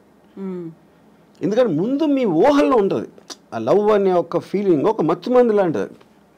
దాంట్లో you don't want to see the reality at any given time, you know. So ఆ రియాలిటీని చూడకుండా ఉంటే మీ కలది బేసిక్గా. తనది వాళ్ళిద్దరూ కలిసినప్పుడు మంచిగా మాట్లాడుకోండి, ఇద్దరు దే ట్రై టు అట్రాక్ట్, ఇద్దరు they try to be on their best behaviour. అది మీరు ఆ టైం చేయగలుగుతారు. కానీ మ్యారేజ్ అయ్యాక ఎప్పుడైతే ఒకే ఇంట్లో పడుకుని లెగిసినప్పుడు అదే ఇంటెన్షన్ సస్టైన్ చేయటం అనేది ఇంపాసిబుల్, ఎవరి వల్ల కాదు. That is when the passion starts getting killed. ఇప్పుడు మనం మాట్లాడుకున్నంత ఈజీనా రాము గారు? ఈ ఎమోషన్స్ ఇవన్నీ ఉంటాయి, ఇన్వాల్వ్ అయినవి, రెస్పాన్సిబిలిటీస్ ఉంటాయి, ఒక ఫ్యామిలీ అనేది ఉంటుంది, అయిపోయింది వీఆర్ గెటింగ్ సెపరేటెడ్ అనేది చాలా ఈజీగా, నిన్నటిదాకా ఏం జరిగింది అంతా మర్చిపోదాం, ఇప్పుడు ఫ్రెష్గా ఎవరి జీవితాలు వాళ్ళు స్టార్ట్ చేసుకుందాం, అంత ఈజీ అంటారా? ఈజీ కాకపోతే ఏంటంటే వాట్ ఈస్ ద సొల్యూషన్ అంటే ఏం చేయాలి అప్పుడు? ఏం ఇడిపోతుంది. ఇంక ఫస్ట్ ఆఫ్ ఆల్ బయట వాళ్ళు సలహాలు ఇస్తారు, మన ఫ్యామిలీ ఇది అలా అలా కాదురా, ఇందాక చెప్పాను కదా, ఆ సలహాలు ఇచ్చేవాళ్ళ దగ్గర ఆడికి నోరు ఉంది కాబట్టి ఇస్తున్నాడు, వాడు అనుభవించట్లా. అనుభవించేది వీళ్ళిద్దరే, ఈ ఇద్దరిలో కూడా ఒకళ్ళే ఉండొచ్చు కూడా, ఈవెన్ దెన్. సో ఇక్కడ this whole thing is a war between an individuals freedom and living for others, compromising for others. ఇప్పుడు ఆ కాంప్రమైజ్లో మీరు తప్పైనా, ఇప్పుడు సపోజ్ నన్ను ఒక ఫిజికల్గా మీరు ఫోర్స్ చేయొచ్చు, అంటే ఒక ఉమెన్ క్యాన్ ఫోర్స్ మీ, ఒక వైఫ్, కానీ వాడికి అమ్మాయి మీద ఫీలింగ్ లేకపోతే అప్పుడు ఇంకా అసలు ఉండి కూడా లాభం ఏంటంటున్నా. The whole idea is about affection, intimacy, relationship. ఆ రిలేషన్షిప్ వాడి మైండ్లోనో ఈ అమ్మాయి మైండ్లోనో కట్ అయిపోయినప్పుడు ఇంక ఉండి కూడా లాభం ఏంటంటున్నా. So that defeats the very purpose of the institution. ఎందుకు కంటిన్యూ చేయాలి? అయితే ఇప్పుడు వీటన్నిటికంటే కూడా సరికొత్త వాదన ఏంటంటే, ఈ ఎమోషన్స్, ఫ్యామిలీ బాండ్, పర్సనాలిటీ, వాళ్ళ ఐడియాలజీ, వీటన్నిటికంటే పెళ్లి చేసుకునే టైంలో చూడాల్సినటువంటి ముహూర్తం ప్రాపర్గా చూడలేదు కాబట్టి విడిపోతున్నారు అనేటువంటి వాదన. కరెక్ట్ ముహూర్తం కనుక చూసి ఉంటే వీళ్ళు అలా కలకాలం కలిసి ఉంటారు, గొడవలు లేకుండా ఉంటాయి అనేది, అక్కడ ఏది దేన్ని ఓవర్లాప్ చేస్తుంది అసలు? కానీ నేను అదే చెప్పాను, దట్ ఈస్ సూపర్స్టిషన్ థింగ్. అది ఒక ఆల్మోస్ట్ నో సైంటిఫిక్ బ్యాకింగ్. అంటే చెప్పాను, దెయ్యాలు నమ్మటం, ముహూర్తాలు నమ్మటం, దేవుడిని, ఆయన కూడా సేమ్ కేటగిరీ. అది ఈచ్ పర్సన్స్ ఇండివిజువల్ ఆస్పెక్ట్. అది. సో మీరు ఎప్పుడైనా మీ సినిమాకి ఒక ముహూర్తం చూడాలి అంటే ఇప్పుడు రాము కాదు, ఎర్లియర్ డేస్లో రాము? నేను I never believed in God, I never believed in anything that. నేను చేస్తాను, ఇప్పుడు చేస్తాను. ఇప్పుడు కర్ణాచారి అని ఒక సీనియర్ కార్పెంటర్ ఏదో సెట్ వేసాను, ఏదో గోవిందా గోవింద సినిమా అని గుర్తున్నావు. He wanted me to come and do some కొబ్బరికాయ కొట్టడం. అది ఎవరి కోసం? ఈయన కోసం. బట్టి Karnacharya, I very respect him very much, was my father's friend. ఆయన అడిగారు కాబట్టి ఆయన కోసం అలా చేస్తాను, but I don't feel it. ఎందుకంటే దేవుణ్ణి నమ్మటం అనేది చాలా ఈగోతో సంబంధించిన విషయం అన్న. ఎందుకంటే మిమ్మల్ని ఒక్కడిని ఇన్ని లక్షల కోట్ల జీవరాశుల్లో మీకేదో ఒక దండం పెడితే మీకేదో చేస్తాడని నమ్మటం అనేది చాలా ఈగోయిస్టిక్ పని అని నా ఫీలింగ్. ఇదొకటి. రెండోది ఏంటంటే ఇప్పుడు ముహూర్తమా మూఢనమ్మకం. ముహూర్తం అనేది మీరు నలుగురు జ్యోతిష్ని అడిగితే 4 చెప్తారు. వేణుస్వామికి ఏం తెలియదని ఒకడంటాడు, ఆడికి తెలియదని ఈడంటాడు. అప్పుడు అది కూడా లేబుల్లే కదా, మీరు జ్యోతిష్కుడు అని ఒక్కడే ఉన్నాడు కదా. అప్పుడు మీరు నమ్మిన జ్యోతిషం ఉంటాడు. మీరు ఎందుకు నమ్ముతారు? మీకు ఎవరో చెప్పారు, లేకపోతే అంతకుముందు అతను చెప్పింది ఏదో కరెక్ట్ అయింది. అప్పుడు ఈ నమ్మకాలన్నీ అలాగే వస్తాయి, మీకు జరిగింది కాబట్టి. సో నా కంట్రోల్లో లేని దాన్ని, డెస్టినీ లేకపోతే దేవుడు, నేచర్, నా కంట్రోల్లో లేని ఏవి నేను పట్టించుకోను. I will only concentrate on what I can do. ఆ మిగతా నేను కాన్సిక్వెన్స్గా తీసుకుంటాను. అది వచ్చినప్పుడు విల్ బెర్ ఇట్. ఇప్పుడు పెళ్లిళ్ళకి ఎలా అయితే ముహూర్తాలు చూస్తున్నారో, భారీ బడ్జెట్ సినిమాలు తీసే ముందు కూడా ప్రతిదీ పూజలే దాంతోనే అవుతున్నాయి కదా. అది ఎప్పుడు ఉంది. దేవుణ్ణి కనిపెట్టినప్పటి నుంచి ఉన్నాయి ముహూర్తాలు. ఇప్పుడు దేవుడు కనిపెట్టగానే మీకు ఇండస్ట్రీ పడుతుంది కదా. దేవుడికి మీకు మధ్యన పూజారులు ఇలాంటి వాళ్ళు వస్తారు, ఎవరో ప్రవక్తలు వస్తారు, లేకపోతే ఇంకోళ్ళు ఎవరో వస్తారు, ఇండస్ట్రీ అంతా స్టార్ట్ అవుతుంది కదా. అప్పుడు నాకు తెలుసు ఈ పర్టిక్యులర్ టైంలో చేస్తే ఇంకోటి ఇదన్నీ కూడా హ్యూమన్ అడ్వాన్స్మెంట్, క్రియేటివిటీలో వస్తుంది ఇదంతా. ప్రతి పనికి మీరు బిల్డింగ్ కట్టినా ఏది చేసినా కొంతమంది బయటికి వెళ్ళటానికి ముహూర్తం చూస్తారు, లోపలికి రావటానికి చూస్తారు, అన్నిటికీ ఉంటుంది ముహూర్తం. సో ఈ హీరోతో సెట్ అవుతుందా లేదా, లేకుంటే ఈ డైరెక్టర్తో సెట్ అవుతుందా లేదా అని ఆలోచించి డైరెక్టర్స్ని, ప్రొడ్యూసర్లని, లేకుంటే హీరోలని డ్రాప్ చేసినటువంటి సినిమాలు కూడా చాలా కనిపించాయి కదా. ఎలా డ్రాప్ చేశారు? వాళ్ళ డేట్ ఆఫ్ బర్త్ కావచ్చు, మిగతా వాళ్ళ నక్షత్రాలు, రాసులు, ఇవన్నీ సెట్ అవుతే హిట్ అవుతుంది. అది that is depends on the person కదా. ఇప్పుడు ఎవరైతే దాన్ని అసలు ప్రాజెక్ట్ని టేక్ ఆఫ్ చేస్తున్నాడో అతను ఎంత నమ్ముతాడు అన్న దాని మీద ఉంటుంది. అది main person who's actually making the project, which can be a producer or a director or a hero also. అది వాళ్ళ ఇండివిజువల్ నమ్మకం బట్టి నా సెట్ అవ్వట్లేదు కాబట్టి నేను చేయను అంటారు. అది వాళ్ళ నమ్మకం కాదు, అదే కదా నేను చెప్పేది. So coming back to Ambani పెళ్లికి సంబంధించి, అలాంటి లావు అంత పర్సనాలిటీ ఉన్న ఆ అబ్బాయిని పెళ్లి చేసుకోవాల్సినటువంటి అవసరం రాధికా మర్చెంట్కి ఏమొచ్చింది? ఇంక్లూడింగ్ ఆయన హెల్త్ కూడా బాగాలేదు కదా, ఇలాంటి ఒపీనియన్ ఇలా అది I think it's very obvious. ఇప్పుడు ద బెనిఫిట్స్ అవుట్వే ద అంటే మీరు అంటే ఇప్పుడు నాకు ప్రతి అమ్మాయికి ఇలాంటి వాడు కావాలని ఉండదు అనుకున్నది. ఒక నిమిషం, నేను అమ్మాయి గురించి మాట్లాడలేదు. అది లేదు, కానీ ఇది ఉంది ఏదైతే దీనికన్నా బెటర్ అంటే యూ మైట్ కాంప్రమైజ్. ఇది నేను జనరల్గా చెప్తున్నా. ఎగ్జాక్ట్లీ ఆ అమ్మాయి పర్టికులర్గా దేనికి అటాక్ ఆ అమ్మాయి నాకు తెలీదు. నేను అమ్మాయిల మైండ్ స్టేట్లో నేను లేను కాబట్టి I can't make a comment on her. But if you want me to speculate on that, మీకు కావాల్సింది లేదు కానీ అతని దగ్గర వేరే ఉన్నాయి ఏదైతే అది కాంపెన్సేట్ చేస్తుందంటే చేస్తాం. ఇప్పుడు ఒక అమ్మాయి ఒక పెళ్ళిలో ఒక అమ్మాయి బాగాలేదు అనుకోండి, కానీ విపరీతమైన ఆస్తుంది. అప్పుడు అబ్బాయి ఏమనుకోవచ్చు, అమ్మాయి అందంగా లేదు కానీ అమ్మాయితో వచ్చిన ఆస్తి అమ్మాయి కన్నా అందంగా ఉంది, నాకు ఆ చాయిస్ లేదు. వీడికి కావాల్సిందేంటి, అమ్మాయి అందంగా ఉండాలి, ఆస్తి ఉండాలి అనే ఆప్షన్ దొరకనప్పుడు ఇక్కడ మీకు ఆస్తి ఎక్కువ అమ్మాయి ఎక్కువ అనేది వస్తుంది సజెషన్. వెయిటేజ్ దేనికి ఎక్కువ. తర్వాత దానికోసం ఆడు అదేంటి అమ్మాయి అందాన్ని సాక్రిఫైస్ చేసి ఆస్తి అనుభవిద్దాం అనుకోవచ్చు, లేకపోతే ఇంట్లో ఉంచి నేను వేరే అమ్మాయిలతో ఉంటాను అని ఆడు ఇంకో ప్లాన్ చేసుకోవచ్చు, రకరకాలు ఏదైనా అవ్వచ్చు. But the point is all of us we will choose the options available to us. ఒక పేద ఇంటి అందమైన అమ్మాయి భార్యగా కావాలా, లేకపోతే చాలా రిచ్ పర్సన్ అందం లేని అమ్మాయి కావాలా అనేది అప్పుడు మీరు దేనికి ఎక్కువ వాల్యూ ఇస్తారన్న దాని మీద ఆ ఇండివిజువల్ మీద డిపెండ్ అవుతుంది. సో ఇప్పుడు నాగ చైతన్య శోభిత మ్యారేజ్కి సంబంధించి కూడా ఎన్ని స్పెక్యులేషన్స్, అంటే వీళ్ళిద్దరి వల్లే సమంత కూడా విడాకులు తీసుకుని పోయింది, తను దూరం అవడానికి కూడా శోభితనే కారణం, ముందు నుంచి కూడా వీళ్ళకి రిలేషన్స్ ఉన్నాయి అనేది.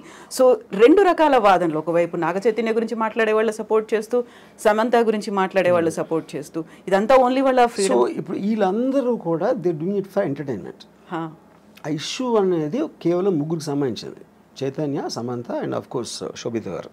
యూనో బయట వాళ్ళు మాట్లాడితే అందరూ మాట్లాడతారు, పొద్దున్న లేస్తే మనం మాట్లాడకుండా ఏంటి చేసేది. కొంతమంది ఇండివిజువల్గా మాట్లాడచ్చు, కొంతమంది మీడియాలో మాట్లాడచ్చు, కొంతమంది ఇందాక చెప్పారు కదా ఆడు స్వామి వాడేదో ఒక ప్రిడిక్షన్ ఇవ్వచ్చు, ఇలా రకరకాలు ఉంటారు. అదంతా కూడా సోషల్ ఎంటర్టైన్మెంట్. డైరెక్ట్లీ ఎఫెక్ట్ అయ్యే పీపుల్ ఆ ముగ్గురి.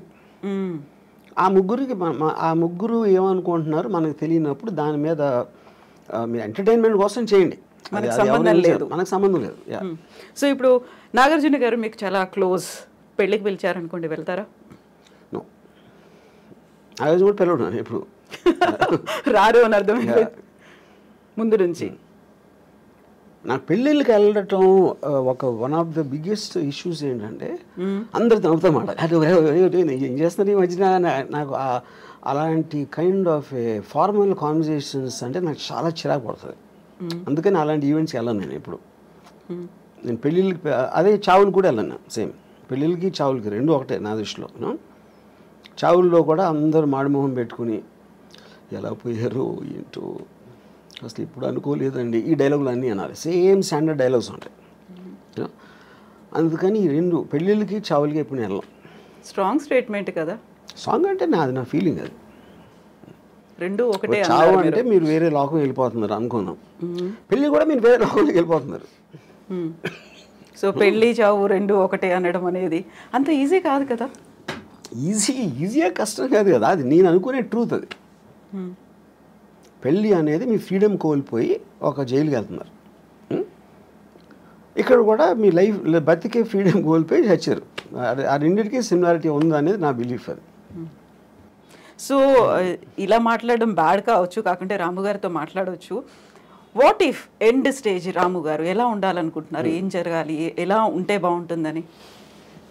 ఎండ్ స్టేజ్ ఇప్పుడు నేను నా పనులు చేసుకునే, అంటే నేను ఎవరి మీద డిపెండ్ అవ్వకుండా నేను చేయగలిగే, నేను చేసుకోలేని రోజు వచ్చినప్పుడు డెత్ అనేది వస్తుంది. డెత్ నేను ఏం చేయలేను. బతికుడిని కూడా ఏం చేయననే రోజు వస్తే నేను చచ్చిపోతాను. ఎందుకంటే I want to see what happens in the next after the death. Yeah ఎలా ఐ హ్యావ్ మై వేస్. మీరే చచ్చిపోతాను అంటే yeah will tell me. I will see the most least painful death ఏంటనేది అది రీసెర్చ్ చేసి నాకు ఆల్రెడీ ఉన్నాయి నా దగ్గర ఐడియాస్. అంతే. ఎందుకంటే యూ డోంట్ నీడ్ లివింగ్ అనే పర్పస్ లేదు. If you are not able to do what you want to do, అప్పుడు బతకలేదు ఎందుకు అసలు? ఊరికనే చెట్టులాగా హాస్పిటల్ బెడ్ మీద ఉంటాం, అదే కదా point. You know, so if you are not enjoying your life, you have no reason to live. ఇది ఇంకొక ఎక్స్ట్రీమ్ కదా, చాలా ఈజీగా పోవచ్చు, లేకుంటే ఇలాంటి పెయిన్ఫుల్ అనేది లేకుండా. ఎక్స్ట్రీమ్ అనేది ఉండదు, ఎవరి థాట్ అలా ఉంటుంది. మీకు ఎక్స్ట్రీమ్ అయింది అనేది నాకు చాలా న్యాచురల్ అనుకోవచ్చు. Extreme is by definition is one persons perspective another person, అంతే కదా. ఎక్స్ట్రీమ్ అంటే ఇప్పుడు మీ దానికి ఉన్న దానికన్నా ఇంకా ఎక్కువ డీపర్ ఇంటెన్సిటీతో నమ్ముతూ ఉంటే అది ఎక్స్ట్రీమ్ అవుతుంది. ఇప్పుడు టెర్రరిస్ట్ ఉన్నాడు, ఎక్స్ట్రీమ్ అని ఎందుకు అంటాం ఎక్స్ట్రీమిస్ట్ అని? వాడి కోపాన్ని అంత నిర్వహించబడుతున్నాడు, చంపేస్తున్నాడు, బాంబులు పెడుతున్నాడు. అది మీరు చేయరు. మీరైతే మా అయితే తిడతారు, మా అయితే కొడతారు, లేకపోతే మా అయితే అరుస్తారు. వాడు దానికి వెళ్తున్నాడు. ఇలాంటితో వర్కౌట్ అవ్వని ఆడు నమ్ముతున్నాడు. కానీ ఎక్స్ట్రీమిస్ట్ ఎవడు? వాడు ఎక్స్ట్రీమిస్ట్ అనుకోడు కదా, వాడు నమ్ముతూనే చేస్తున్నాడు అది. యా. సో పెయిన్లెస్గా ఉండాలి, ఈజీగా స్మూత్గా ఉండాలి అంటే రీసెర్చ్ చేస్తున్నారు. Yeah yeah yeah. అందులో సూసైడ్ కూడా ఉందా? సూసైడ్ అని కావాలి కదా, లేకపోతే మీరు ఇన్ఫ్లిక్టింగ్ ఆఫ్ పెయిన్లెస్ అనేది మీరు అనుకునే పర్పస్కి ఎంత సింప్లిస్టిక్గా ఎంత స్మూత్గా జరగాలని చూస్తారు. అది బిజినెస్ అవ్వచ్చు, లేకపోతే any decision you are making, you want to make the effort lesser to get the maximum result. అప్పుడు డెత్ అనేది మీకు రిజల్ట్ కావాలి అనుకున్నప్పుడు డెత్లో ఒక పెయిన్ ఆస్పెక్ట్ అనేది ఎంతో కొంత ఉంటుంది. మేబీ ఆ ఎంతో కొంత దాన్ని రెడ్యూస్ చేయడానికి you will use your knowledge and your thinking. Yeah. So ఎప్పుడు నేను ఆ లాస్ట్ స్టెప్ తీసుకోవాలి అనేది ఏ స్టేజ్లో డెసిషన్? నేను చెప్పాను కదా, when I can't do, when I have to depend on somebody else, that is the last stage for me. Yeah. It is not about the age. ఇప్పుడు సపోజ్ నాకు ఇప్పుడు మీ స్టూడియోకి ఇంటర్వ్యూకి వచ్చాను, ఇప్పుడు వెళ్తా ఒక యాక్సిడెంట్ అయిపోయి నా కాళ్ళు పోయినాయి అనుకోండి for example. So I might do it now only. లేదా నాకు 80 years 90 years వచ్చినా కూడా నేను ఇంకా చేయగలుగుతున్నాను అంటే I might not do it. So the point is not about the age, it's about your fallibility. So మనం డొనేషన్స్ వీటన్నిటి గురించి మాట్లాడుకున్నాం. ఇలాంటి సడన్ డెత్ ఏదైనా వచ్చింది అనుకున్నప్పుడు నా హార్ట్ డొనేట్ చేయండి, లేకపోతే నా ఐస్ డొనేట్ చేయండి, నా కిడ్నీస్ డొనేట్ చేయండి, ఇలాంటి జీవన్ దాన్ అనే కాన్సెప్ట్ వచ్చింది కదా. చనిపోయిన తర్వాత కూడా నలుగురిలో బతికుండొచ్చు, ఈ లోకాన్ని చూడొచ్చు అనే కాన్సెప్ట్ రాము గారికి అనిపించింది. నేను ఎందుకు చేయనంటే ఇప్పుడు see there is nothing in life which is uncertain, which is certain. మనది అయిపోయింది కదా, మన బాడీయే కదా. ఇప్పుడు సపోజ్ నెక్స్ట్ బర్త్ ఉందనుకోండి, నెక్స్ట్ బర్త్లో ఇప్పుడు పుట్టుగుడ్డోళ్ళందరూ ఎవరైతే గుడ్డిగా పుడతారో వాళ్ళందరూ లాస్ట్ బర్త్లో డొనేషన్ ఇచ్చారేమో నాకు ఒక అనుమానం. అప్పుడు దేవుడి దగ్గరికి వెళ్ళి ఇచ్చావు కదా, ఇప్పుడైతే నెక్స్ట్ బర్త్ నువ్వు నీ కళ్ళు లేని కూడా పడతావు అని చెప్పారు అనుకోండి, అరే అమ్మా అని నేను డిసప్పాయింట్ అవుతాను కదా. అందుకని అలాంటి ఛాన్స్. ఇంకోటి ఏంటి, I'm not an అల్ట్రూయిస్ట్, I don't live for others. నా కోసమే బతుకుతా, అన్నీ నేనే తీసుకెళ్ళిపోతాను. కాకుంటే ఇప్పుడు కళ్ళని దానం చేయమన్నప్పుడు వచ్చినటువంటి ఒక యాడ్ అనేది ఉంది, నెక్స్ట్ జన్మలో మీ కళ్ళతో ఈ ప్రపంచాన్ని చూడొచ్చు, అందమైన ప్రపంచాన్ని చూడొచ్చు అనేది. కళ్ళు అనేది it's a device. The only thing which perceives everything is the brain. బ్రెయిన్లో కూడా ఉన్న కాంప్లెక్స్ బ్రెయిన్ మ్యాటర్ కాదు కదా, దేర్ ఇస్ బ్రెయిన్ అనేది యాక్చువల్లీ ఒక ఎగ్జాక్ట్లీ మీ కళ్ళు రిజిస్టర్ చేస్తున్నాయి, దాన్ని బ్రెయిన్ పర్సీవ్ చేస్తుంది. Every kind of a sense you have, whether it is your hearing or whether it's your touch or your vision, all of them are functions of the brain, of the mind, which is a thought. And thought doesn't have form. So ఆ thought అనేది మనకి ఇప్పటివరకు తెలియదు అదేంటో అసలు exactly what why does a bunch of thoughts and feelings should have a human body అనేది నా one of the biggest questions నాకు అది. సో అప్పుడు అది దానికి లేనప్పుడు మనకు అంత అన్సర్ట్ అయినప్పుడు ఉన్నవన్నీ ఎందుకో మంచిదని తీసుకెళ్ళిపోవడం బెటర్ నాతోనే. అందుకని నేను డొనేట్ చేయను. దెన్ వాట్ అబౌట్ డబ్బు? ఇప్పటిదాకా సంపాదించిన డబ్బుని ఏం చేస్తారు మరి? అది మీతో రాదు. No of course whatever might not have any value నేను కూడా తీసుకెళ్ళాను కదా. అవును, తీసుకెళ్ళలేరు. నా బాడీ అంటే నేనేంటి మా అయితే నేను ఒక బిల్లో రాసి ఇక్కడ డొనేట్ చేయండి అని అలాంటివి చెప్పొచ్చు. అదే నేను డబ్బు కూడా చేయొచ్చు. అది చేయకపోయినప్పుడు they will send me as it is. But money and this మీరు మీరు చెప్పకపోయినా సరే it will rightfully go to whatever the legal aspect of the hereditary laws ఏదైతే ఉన్నాయో దానికి వెళ్తుంది. So I'm not in control of that. నేను బతికున్నప్పుడే ముందే నేను అనుకుంటే ఇస్తాను. అది ఎలా చేస్తారు కదా, చాలామంది చేస్తారు. వాళ్ళు దానాలు ఇవ్వచ్చు, ఎవరికో రాసేయచ్చు, ఏదో చేస్తారు. Anyway that happens. సో ఇప్పటిదాకా మీరు ఏ దానము చేయలేదు, చెయ్యరు కూడా అస్సలు? బ్లడ్ డొనేషన్ దగ్గర నుంచి నెవర్. నా ఇష్టం వచ్చిన వాళ్ళకి నేను ఐ గివ్ మనీ. జనరల్ పీపుల్కి నేను they have to have some connection to me. If they are in need మిమ్మల్ని అడిగారు అంటే, if they are in need మిమ్మల్ని అడిగారు ఆ టైం అంటే నాకు వాళ్ళ మీద ఫీలింగ్ బట్టి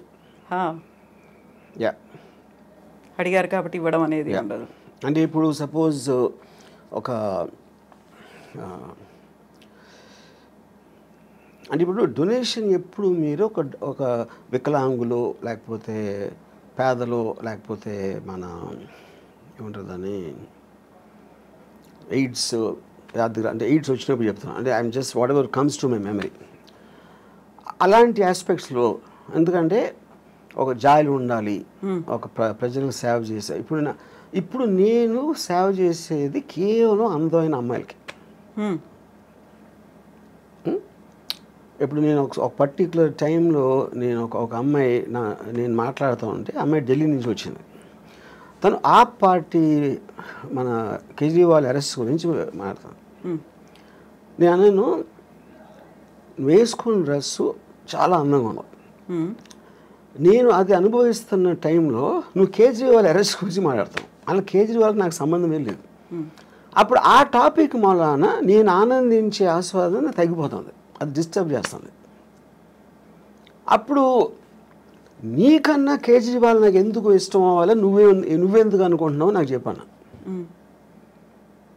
ఇప్పుడు ఇక్కడ పాయింట్ ఏంటి, she is concern about Kejriwal లేకపోతే ఢిల్లీ పబ్లిక్ ఏమవుతారు, బీజేపీ వాళ్ళు ఏదో మోసం చేస్తున్నారు, బీజేపీ వాళ్ళు కొట్టబానుతున్నారు, ఇది అది అని చెప్తే నాకు బీజేపీ సంబంధం లేదు, కేజ్రీవాల్ లేదు, ఢిల్లీ ప్రజలు కూడా లేదు, కానీ నువ్వంటే ఉంది. అప్పుడు ఎవరి మీద నాకు ఇష్టం, మీకు వికలాంగ ఇష్టం అన్నప్పుడు నాకు అందరినీ నమ్మ ఇష్టం. I'm just trying to give an example. So అప్పుడు నేను ఒక అమ్మాయి అందాన్ని కెమెరాలో బంధించడానికి నేను లక్షలు ఖర్చు పెడతాను. అదే లక్షలు వాళ్ళకి ఇవ్వచ్చు కదా, స్కూల్ కట్టేసి కదా అంటే నేను చేయను. ఎందుకంటే I'm getting happiness out of that. నా కోసం ఖర్చు పెట్టుకున్నా, అమ్మాయి కోసం కాదు. ఎవరి మూలానైతే నాకు హ్యాపీనెస్, నాకు అనేది అండర్లైన్ పాయింట్ అక్కడ. అప్పుడు పవర్ఫుల్ మెన్, బ్యూటిఫుల్ విమెన్, ఇలాంటి కొన్ని కేటగిరీస్ ఉంటాయి నాకు, వాటి మీద ఖర్చు పెడతాను. ఆ అమ్మాయి రియాక్షన్ ఏంటి అప్పుడు? She start laughing. ఎందుకు laughing? Because why is Kejriwal Delhi people and they are better than your beautiful body అని అడిగా. అది నాకు చెప్పాను. నేను చెప్తున్నాను క్లియర్గా, నాకు నువ్వే ఇష్టం, వాళ్ళు కాదని. నీ బాడీ కన్నా వాళ్ళు ఎందుకు నాకు ఇష్టం ఉండాలి అని నువ్వు చెప్పాను. Maybe in the way I talked and all that she suddenly started laughing. ఎందుకంటే ఆన్సర్ చెప్పలేక. సో కేజ్రీవాల్ గురించి వాటి గురించి అసలు మిమ్మల్ని అడగొద్దు, పాలిటిక్స్ గురించి, దేని గురించి, unless I'm interested. I might have been interested in suppose మన వైసీపీ దాంతో మన once the election is I'm film maker. ఆ ఫిల్మ్ మేకర్ నేను అనుకున్న తీసాను, అయిపోయింది, ఎలక్షన్ అయిపోయింది, రిజల్ట్ వచ్చింది. So I'm off that. అంటే ఒక పర్టికులర్ సినిమా తీస్తున్నప్పుడు ఆ సినిమాకి సంబంధించిన టాపిక్లో కాన్సన్ట్రేట్ చేస్తాను. సత్య తీసినప్పుడు I was very much in to the underworld. For example 26/11 తీసినప్పుడు టెర్రరిజం. ఇంకోటి ఏదో తీసినప్పుడు ఆ పర్టిక్యులర్ సినిమా ఉన్న మూడ్లో నా కాన్సన్ట్రేషన్ అనేది డైవర్ట్ అవుతూ ఉంటుంది ఆ మ్యాటర్ బట్టి. యా. సో ఇప్పుడంతా శారీ మీదే ఉందా? బికాజ్ కరెంట్ ప్రొడక్షన్ కనుక. యా. ఆ తర్వాత మళ్ళీ ఆ మూడ్ మారుతుంది. మారచ్చు. సో రంగీళ తీసినప్పుడు అదొక రకమైన మూడ్లో ఉన్నారు. అంటే అంటే మన మైండ్ స్టేట్ ఆ వర్క్లో ఉంది కాబట్టి దానికి రిలేటెడ్ సబ్జెక్ట్స్ మీద ఆటోమేటిక్గా మీకు అటెన్షన్ ఎక్కువ ఉంటుంది. యా. సో ఈ సినిమాలు తీసిన ప్రతి దాంట్లో కూడా అమ్మాయే కనిపిస్తుంది, అమ్మాయి డ్రెస్సింగ్ కనిపిస్తుంది, అమ్మాయిలో ఉన్నటువంటి ఆ బ్యూటీ అనేది కనిపిస్తుంది. ఇంకా ఇంతకు మించి బియాండ్ ఇంకా మీరు ఆలోచిస్తారని మేము ఎక్స్పెక్ట్ చేయొద్దు, అంతే కదా? అని ఇందాక చెప్పాను కదా నేను. అంతే. My primary thing are powerful men and sexy women, beautiful sexy women. You know దానికి రిలేటెడ్ మ్యూజిక్ ఉండొచ్చు, దానికి రిలేటెడ్ ఇంకా ఏదో ఒక కాంటెక్స్ట్ ఆఫ్ సమ్ షూటింగ్ ఒక సీన్ అలాగే, but all of them are again coming back to the same thing. నేను సినిమాలోకి వచ్చింది శ్రీదేవి గారిని డైరెక్ట్గా చూడటానికి వచ్చాను, అంతేగాని మంచి సినిమా తీద్దాం, మంచి ఎంటర్టైన్మెంట్ తీద్దాం, ఫ్యామిలీ అందరూ చూడదగ్గ సినిమా అని నేను ఎప్పుడు రాలేదు. అలాంటి సినిమాలు ఏదో వచ్చి ఉంటే అది బై ప్రోడక్ట్గా వచ్చినాయి, కానీ అది నా మెయిన్ ఇష్యూ కాదు. ఫోకస్ కూడా పెట్టలేదు. నా యాక్చువల్ ఫస్ట్ ఇంటర్వ్యూలోనే నేను చెప్పాను, నాకు సినిమాల్లో నేను వచ్చింది Amitabh Bachchan's gun and Zeenat Aman's thighs అని చెప్పాను. నన్ను ఫస్ట్ సినిమాకి అట్రాక్ట్ చేసింది ఈ రెండు. యా. సో ఇప్పుడు శ్రీదేవి, అందుకని నా బయోగ్రఫీ గన్స్ అండ్ థైస్ అని పెట్టిన పేరు. అవును. శ్రీదేవి మీద ఇష్టం, బోనీ కపూర్ ప్రొడ్యూస్ చేస్తారు, జాన్వీ కపూర్తో తీయమంటే తీస్తారా? ఎందుకు? నాకు Janhvi Kapoor I don't connect to her. So Sridevi connection ఉంది కదా అక్కడ. కానీ శ్రీదేవి గారు పర్టిక్యులర్ పర్సన్, ఆవిడికి పుట్టిన బిడ్డ, కానీ ఈవిడ శ్రీదేవి కాదు కదా. నాకు today somebody might like her more than Sridevi, అది వాళ్ళ పర్సనల్ విషయం. ఇప్పుడు నేను నా జనరేషన్లో నేను కాలేజ్ టైంలో ఉన్న నా మెంటల్ స్టేట్కి ఐ కనెక్టెడ్ శ్రీదేవి గారు. సో సేమ్ థింగ్ ఇప్పుడు అవ్వచ్చు. ఇప్పుడు నాకన్నా చాలా యంగ్ ఎవరు 20s, 30s ఉన్నోళ్ళు దే మైట్ కనెక్ట్ జాన్వీ చాలా శ్రీదేవి గారు, కానీ చాలా ఎక్కువ చేయొచ్చు, అది వాళ్ళ ఇండివిజువల్. ఆ టైంలో కూడా somebody might like Jayaprada more, somebody might like somebody more, you know. అప్పుడు ఈచ్ ఇండివిజువల్కి వాళ్ళకున్న పర్సనల్ పర్స్పెక్టివ్ అనేది డిఫర్ అవుతుంది. సో శ్రీదేవి గారి మీద ఏదైనా బయోగ్రఫీ తీయాలి అంటే ఆలోచన? నో. శ్రీదేవి గురించి తీయాలంటే శ్రీదేవియే ఉండాలి అక్కడ, అంతే. పాయింట్ అది కూడా కాదు. అంటే ఇప్పుడు శ్రీదేవి గారి లైఫ్ హిస్టరీ అంటే నేను I want her to be a beautiful image in my mind. అలాగే ఉంది. బ్యూటిఫుల్ ఇమేజ్ అనేది నేను ఇష్టపడతాను, కానీ ఆవిడ వెనకాల కష్టాలు, అదేమైంది ఇదేమైంది ఏదో సూసైడ్ అంటే I don't want do that. I don't want get in to that space only. ఎందుకంటే ఒక పుట్టడానికి ప్రతి ఒక్కడికి ఒక అంటే నేను అంటే ఇప్పుడు నా ఏజ్లో వెనక చూసుకుని ఏమేం చేశాను లైఫ్లో, ఏమనుభవించాను అని ఒకసారి చూస్తే Sridevi garu one of the big reason. అలాగే Jayasudha garu is very big reason. Bruce Lee was a big reason. Ayn Rand is a big reason. వీళ్ళందరి ఎగ్జిస్టెన్స్ వల్లనే నా లైఫ్కి ఫుల్ఫిల్మెంట్ వచ్చింది. వీళ్ళని తీసేస్తే నా లైఫ్ బ్లాంక్. అసలు నేను వెనక్కి తిరిగి చూసుకుంటే కొంతమంది వ్యక్తుల్ని తీసేస్తే my life is a full blank. But so the people influence me. వాళ్ళు నాకు ఆనందం ఇచ్చారా, ఎక్సైట్మెంట్ ఇచ్చారా, మోటివేషన్ ఇచ్చారా, లేకపోతే ఒక పాత్వే చూపించారా, ఇవన్నీ కూడా వీళ్ళందరూ చేశారు. దాంట్లో she is a very important person. Yeah. So ఇప్పుడు బ్యూటిఫుల్ ఉమెన్తో పాటుగా పవర్ఫుల్ మెన్ అన్నారు. పవర్ఫుల్ మెన్ అంటే ఎవరి మీద cinema? Powerful men Dawood Ibrahim అవ్వచ్చు, బాల్ ఠాక్రే అవ్వచ్చు. అమితాబ్ బచ్చన్ యాక్టర్, అమితాబ్ బచ్చన్ చేసిన క్యారెక్టర్ బాల్ ఠాక్రే సర్కార్ అవ్వచ్చు. లేకపోతే అంటే ఇట్ ఈస్ ఎవరో పోలీస్ ఆఫీసర్లు, ఎవరో gangsters, terrorist, Osama bin Laden అవ్వచ్చు. All of them interest me. Yeah. Porn stars అవ్వచ్చు. ఇవన్నీ చూసాము. కిమ్ గురించి కావచ్చు, జిన్పింగ్ గురించి కావచ్చు, పుతిన్ గురించి కావచ్చు, ఇలాంటి మూవీస్ కూడా వస్తాయా? పవర్ఫుల్గా ఉన్నారు. డిపెండింగ్ ఆన్ అంటే ఆ పర్టిక్యులర్ మనిషిలో ఉన్న డ్రామా బట్టి. ఇప్పుడు జీపింగ్ సూరి నాకు పెద్ద తెలియదు, ఆయన అంటే చైనా గురించి అంత నేను ఎప్పుడు కాన్సన్ట్రేట్ చేయలేదు. Putin I know, but I feel Saddam Hussain is a great character. అంటే సినిమా స్టోరీకి సంబంధించినంత అని చెప్పేది. యూనో అలాగా డిపెండ్స్. ఇప్పుడు ఐఎమ్ ఆల్సో ప్లానింగ్ ఒక film 9/11 world trade centre attack ring leader ఉన్నాడు మహమ్మద్ ఆటా అని, అతని మీద ఒక పిక్చర్ ప్లాన్ చేస్తున్నాను. సో పవర్ఫుల్ మెన్ అంటే ఇలాంటి వాళ్ళే కనిపిస్తున్నారు. అంటే హూ మేడ్ ఇంపాక్ట్, అంటే వాళ్ళు ఒక వరల్డ్లో ఒక మార్పు తీసుకొచ్చారు. Whatever it may be negative or positive ఏది నెగిటివ్ పాజిటివ్ అనేది ఏమి ఉండదు ఎప్పుడు. దట్స్ వెరీ బిగ్ మిత్ అది.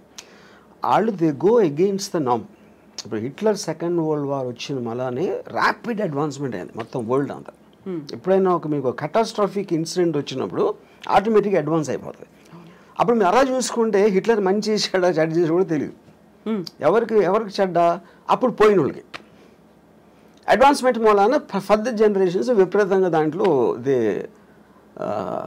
బెనిఫిటెడ్. యా. సో మీరు అనుకున్న నెక్స్ట్ పవర్ఫుల్ మెన్ అనేది ఎప్పుడు స్టార్ట్ అవుతుంది ఆ ప్రాజెక్ట్ అనేది? Very soon. Okay, after sorry తర్వాత. ఎస్ రాము గారు, థ్యాంక్ యూ సో మచ్ అండి. మనం ఎక్కడి నుంచో ఎక్కడికో వెళ్ళిపోయాం, పెళ్ళిళ్ళ దగ్గర నుంచి మొత్తం పవర్ఫుల్ మెన్ దగ్గర కూడా వెళ్ళిపోయాము. థ్యాంక్ యూ సో మచ్ అండి.